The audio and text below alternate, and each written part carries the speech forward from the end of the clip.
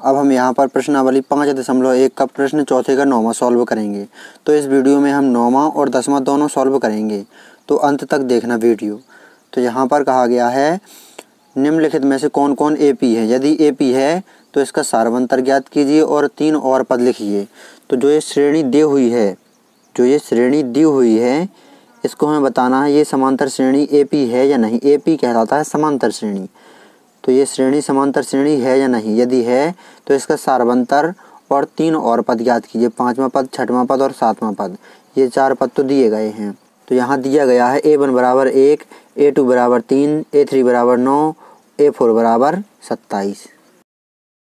अब हम यहाँ पर A2 minus A1, A3 minus A2, A4 minus A3 ये अंतर निकाल लेते हैं। यदि तीनों के अंतर समान है तब तो ये श्रेणी समांतर श्रेणी है, नहीं तो नहीं है। तो यहाँ पर A2 का मान है यहाँ पर 3, बीच में ये माइनस का चिन्ह लगाए। A1 का मान है 1, 3 में से घटाएंगे 2 आ जाएगा। A3 का मान है 9, बीच में ये माइनस का चिन्ह लगाया। A2 का मान है 3, 9 में से 3 घटाएंगे 6 आ जाएगा। हमें पता लग गया जो ये श्रेणी है समांतर श्रेणी नहीं है, क्योंकि इन दोनों का अंतर समान नहीं है। ये भी निकाल लेते हैं। तो यहाँ पर A4 का मान है 27, बीच में ये माइनस का चिन्ह लगाए। A3 का मान है 9। तो यहाँ पर 27 में से 9 घटा देते हैं तो यहाँ आ जाएगा 18। इन तीनों के मान ये मान तीनों ही बराबर नहीं हैं। तो हमें पता लग गया जो ये श्रेणी दी हुई है ये समांतर श्रेणी नहीं है। तो ये है हमारा आंसर। इस प्रकार आपको इस प्रश्न को अच्छी तरह से सॉल्व कर लेना है। अब हम यहाँ पर 10वां प्रश्न देखेंगे। तो यहाँ पर 10वां प्रश्न देखेंगे तो यहाँ पर भी हमें बताना है जो ये श्रेणी दी हुई है ये समांतर श्रेणी है या नहीं। यदि समांतर श्रेणी है तो इसका सारवंतर और इसके 3 और पद ज्ञात कीजिए। A5, A6 और A7 और ज्ञात कीजिए। तो यहाँ दिया गया है यहाँ A1 बराबर A, A2 बराबर 2A, A3 बराबर 3A, A4 बराबर 4A। तो यहाँ पर लिख लेते हैं। अब हम यहाँ पर A2 minus A1, A3 minus A2, A4 minus A3 ये अंतर निकाल लेते हैं। यदि तीनों के अंतर समान होंगे तब तो श्रेणी समांतर श्रेणी होगी, नहीं तो नहीं होगी। अब यहाँ पर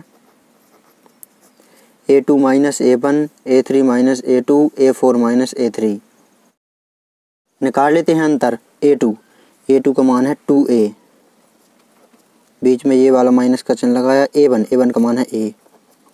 तो यहाँ पर 2A में से A घट जाएगा तो यहाँ बचेगा A। अब यहाँ पर A3 का मान है 3A, माइनस का चिन्ह लगाया ये वाला। A2 का मान है 2A, 3A में से 2A घट जाएगा तो यहाँ बचेगा A। अब यहाँ पर देखेंगे A4 का मान है यहाँ पर 4A, माइनस का चिन्ह लगाया ये वाला। A3 का मान है 3A, 4A में से 3A घट जाएगा, 4A में से 3A घट जाएगा तो यहाँ बचेगा A। तो तीनों का ही अंतर देखेंगे हम, तो तीनों का ही अंतर समान आया हुआ है। तो जो ये श्रेणी दी हुई है ये समांतर श्रेणी है। अब हम यहाँ पर सारवंतर निकाल लेते हैं, क्योंकि प्रश्न में कहा गया है कि दी गई श्रेणी यदि समांतर श्रेणी है तो उसका सारवंतर ज्ञात कीजिए और 3 और पद ज्ञात कीजिए, 5वां पद, 6वां पद और 7वां पद। तो यहाँ पर सारवंतर निकाल लेते हैं हम। तो सारवंतर को हम दर्शाते हैं D से। जो ये तीनों में अंतर निकला हुआ है यही है सारवंतर। तो ये आ गया हमारा एक आंसर। श्रेणी का प्रथम पद और लिख लेते हैं हम। यहाँ पर श्रेणी का प्रथम पद है A, तो यहाँ पर प्रथम पद लिख लेते हैं।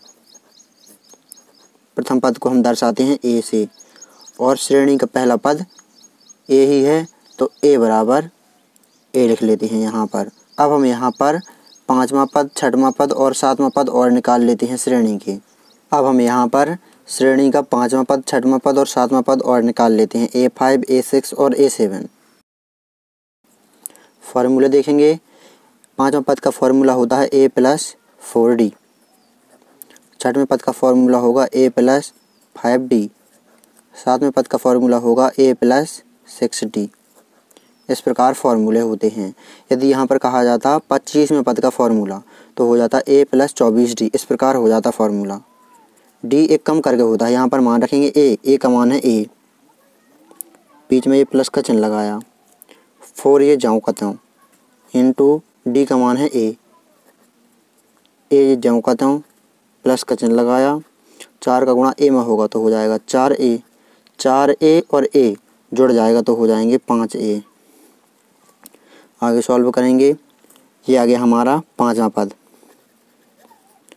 अब यहाँ पर देखेंगे 6वां पद ए का मान है a प्लस का चिन्ह लगाया, 5 ये ज्यों का त्यों इंटू डी का मान भी है a ये ज्यों का त्यों प्लस का चिन्ह लगाया, 5 का गुणा a में होगा तो हो जाएगा 5a। जोड़ देंगे 5a और a तो हो जाएगा 6a। ये है यहाँ पर 6वां पद। 7वां पद निकालेंगे, ए का मान है यहाँ पर a, बीच में प्लस का चिन्ह लगाया, 6 ज्यों का त्यों इंटू डी का मान भी है a ज्यों का त्यों प्लस का चिन्ह लगाया, 6 का गुणा a में करेंगे तो हो जाएगा 6a और a हो जाएंगे 7a। तो ये आ गया 7वां पद। इस प्रकार आपको इस प्रश्न को अच्छी तरह से सॉल्व कर लेना है। परीक्षा की दृष्टि से बहुत अधिक महत्वपूर्ण प्रश्न है। यदि आप प्रश्नावली 5.1, 5.2 और 5.3 के सभी प्रश्न क्रम सहित देखना चाहते हैं तो डिस्क्रिप्शन जरूर चेक करें।